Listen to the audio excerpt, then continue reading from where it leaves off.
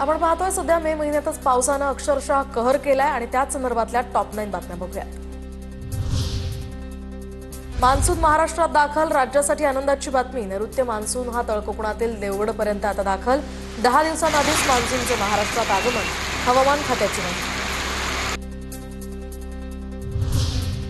महाराष्ट्रातल्या 6 जिल्ह्यांना उद्या पावसाचा ऑरेंज अलर्ट। रायगड, रत्नागिरी, सिंधुदुर्गमध्ये उद्या मुसळधार पावसाची शक्यता।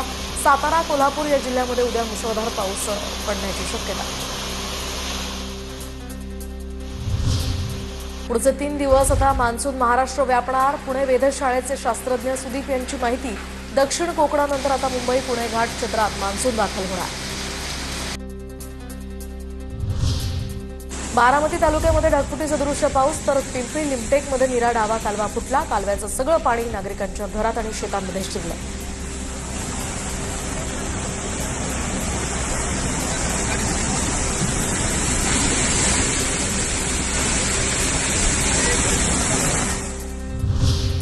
बारामतीत 226 मिलीमीटर पावसाची नोंद। अत्यावश्यक कामाशिवाय बाहेर पडू नका, नागरिकांना सूचना।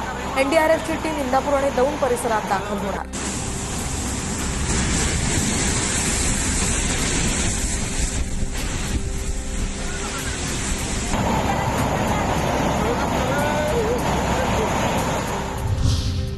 मुसळधार पावसामुळे बारामतीमध्ये 3 इमारती खचल्या, तर बारामतीत ढगफुटी सदृश्य पाऊस।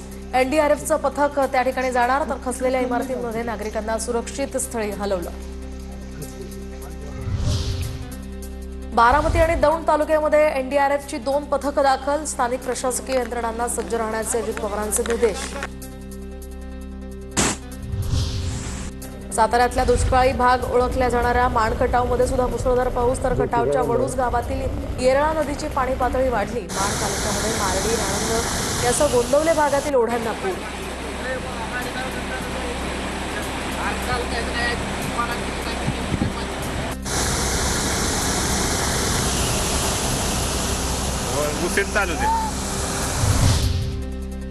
रत्नागिरीच्या गुहागरमध्येही पावसाचा अक्षरशः कहर। धोपवेमधील गणेश नगरात नागरिकांच्या घरात शिरलं पावसाचं पाणी।